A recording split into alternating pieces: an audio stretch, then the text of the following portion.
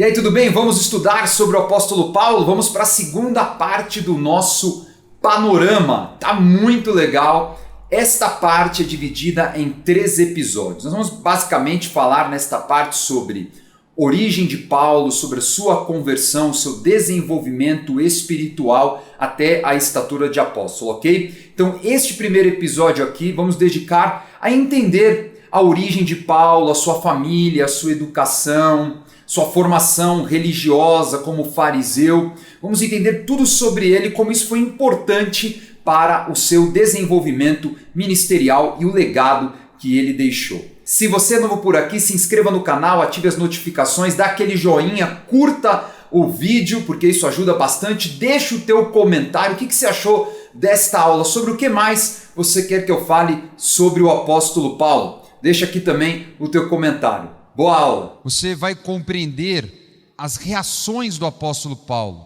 como a origem, o seu preparo, a forma como se converteu, impactam as suas reações, a forma como ele enfrenta as adversidades, as perseguições, os conflitos culturais, os conflitos religiosos. Vai ajudar bastante vocês a compreender esse personagem. Quero que saibam que o evangelho por mim anunciado não é de origem humana. Não o recebi de pessoa alguma, nem me foi ele ensinado. Ao contrário, eu recebi de Jesus Cristo por revelação. Vocês ouviram qual foi o meu procedimento no judaísmo, como perseguia com violência a igreja de Deus, procurando destruí-la. No judaísmo eu superava a maioria dos judeus da minha idade e era extremamente zeloso das tradições dos meus antepassados. Mas Deus me separou desde o ventre materno e me chamou por sua graça, quando lhe agradou revelar o seu Filho em mim, para que eu o anunciasse entre os gentios.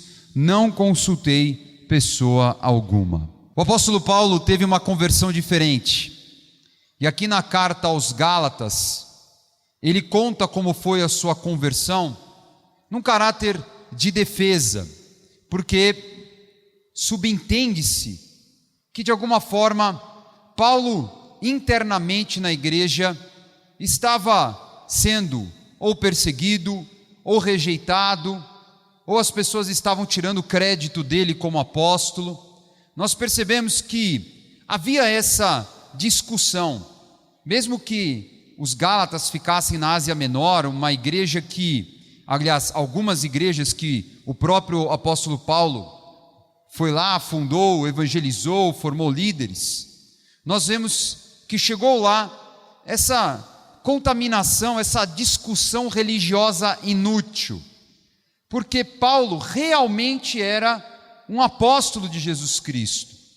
Mas nós vemos que, de repente, outros apóstolos não concordavam em vê-lo na mesma estatura, a estatura que eles tinham. Pode ser que nem isso partisse dos apóstolos da época, mas do próprio povo. Isso faz parte da natureza humana. O ser humano gosta de fazer grupinhos. O ser humano gosta de uma divisão. Essa é a verdade. O ser humano gosta de torcida. Nós vemos isso na carta aos Coríntios, primeiro capítulo. Paulo acabando com uma discussão inútil que havia lá em Corinto, porque tinha o grupinho do apóstolo Pedro, tinha o grupinho de Apolo, que deve ter sido um apóstolo também, e tinha o grupinho do apóstolo Paulo. E aí imagine a discussão. Não, porque o meu apóstolo é muito melhor do que o teu, porque o meu andou com Jesus. Não, o meu é muito erudito, eloquente, fala bonito. Apolo é fantástico, ele era de Alexandria. Não, Paulo é o mais importante, que Paulo foi o que levou o evangelho para esses lugares distantes. Aqui na Europa ninguém teve coragem de fazer isso, ou seja, uma baita discussão inútil, porque quem realmente salva? Jesus. Isso pode acontecer com certeza, e acontece na igreja dos nossos tempos. Todo mundo tem o seu pastor de estimação, tem o seu líder favorito. Não, eu gosto mais desse pastor, eu gosto mais daquele. E de repente a pessoa não se abre para ser abençoada por outro pastor na igreja, por um outro líder aqui dentro da igreja, porque aqui dentro da igreja eu só ouço o fulano, que ele para mim é pastor, os outros não. Você nem conhece os outros. Você nem sabe a história dos outros, você nem sabe os frutos dos outros. Então isso faz parte da natureza humana. Isso vem principalmente de Babel, aquela confusão. Ninguém se entendia mais. Às vezes acha que confusão de Babel só está na confusão dos idiomas. E não é só isso não.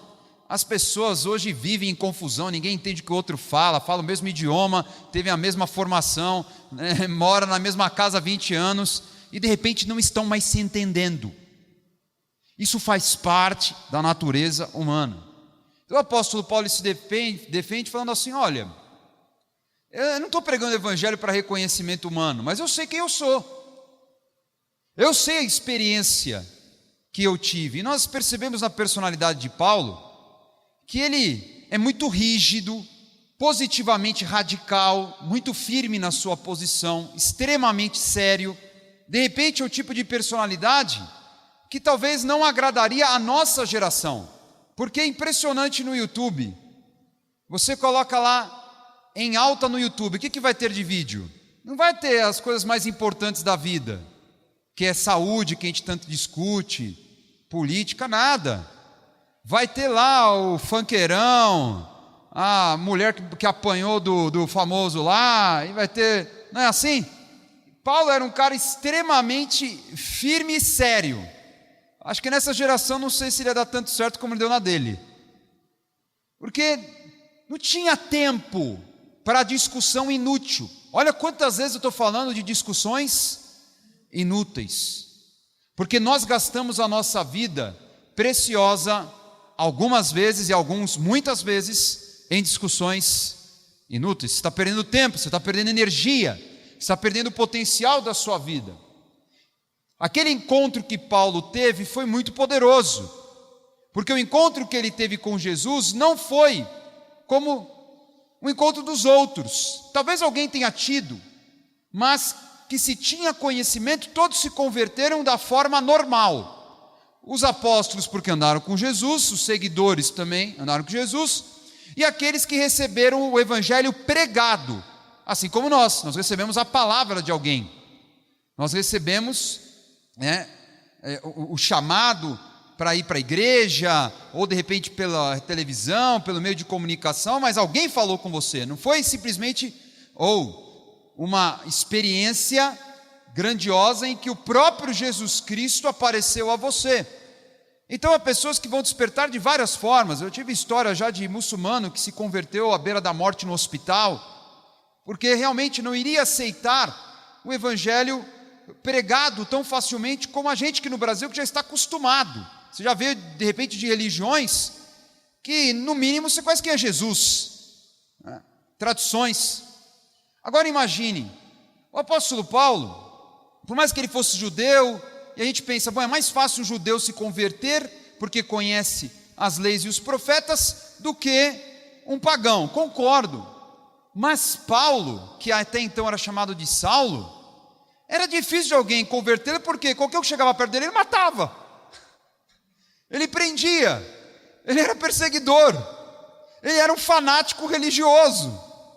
Então somente uma experiência espiritual tão marcante, tão forte do próprio Cristo poderia despertá-lo. Então o encontro que eu vou narrar daqui a pouquinho a vocês, que ele teve no caminho de Damasco, foi o chamado dele. Chamado, não, ele não se converteu ali.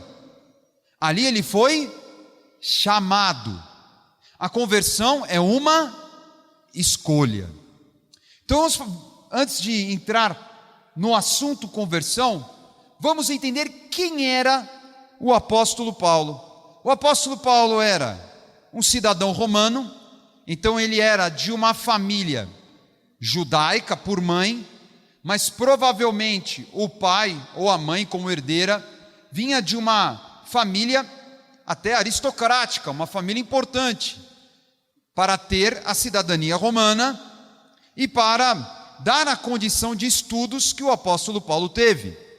Nós vemos também que Paulo apelou para César, em Atos 25:11, ele exerceu o seu direito de cidadão romano e foi atendido, e que surpreendeu tanto Festo, que estava ali o julgando, como 2 capítulos antes, o centurião, que tinha conseguido a cidadania romana comprando.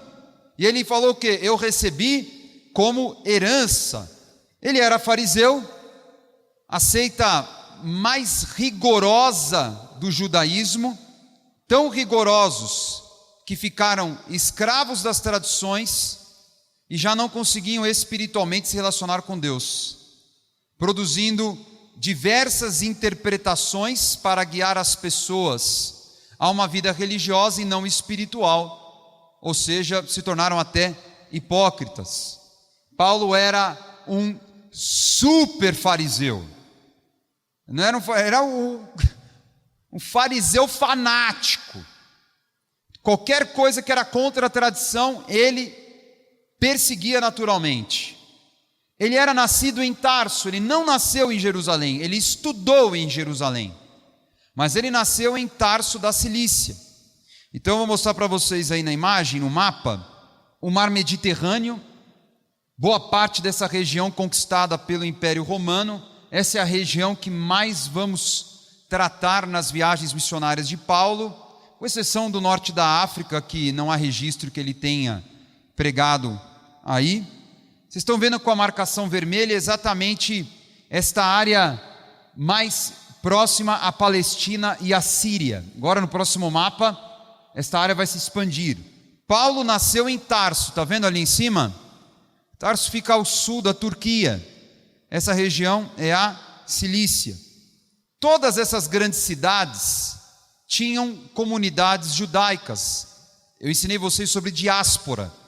Várias vezes os judeus foram espalhados pelo mundo por causa das perseguições e dos domínios imperiais. Tarso era uma cidade forte da região, então tinha uma boa comunidade judaica. A família dele judaica, que tinha uma boa condição, faz com que ele tenha a oportunidade de estudar onde? Em Jerusalém. Ele vai estudar em Jerusalém com um grande mestre, um mestre renomado, chamado Gamaliel, que era de uma escola, vamos dizer assim, moderada do judaísmo, mas ele era ao mesmo tempo muito rigoroso na educação, na formação.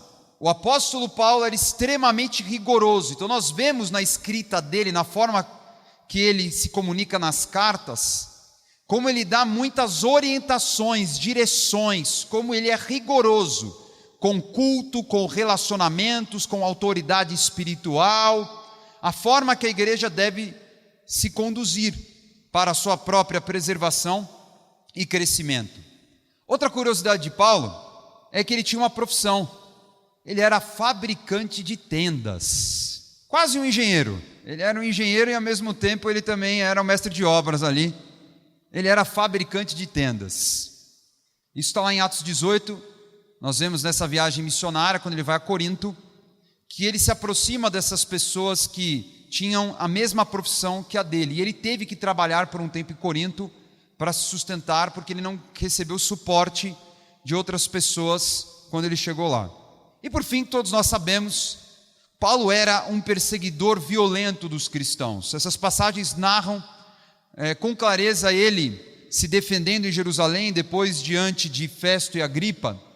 Ele mostra como ele era um cara mau, como ele era um cara terrível, como ele era implacável, que ele matava e fazia votos, e ele torturava, e ele aprisionava cristãos. Ele tinha um ódio pelos cristãos por causa da sua tradição religiosa que o cegava.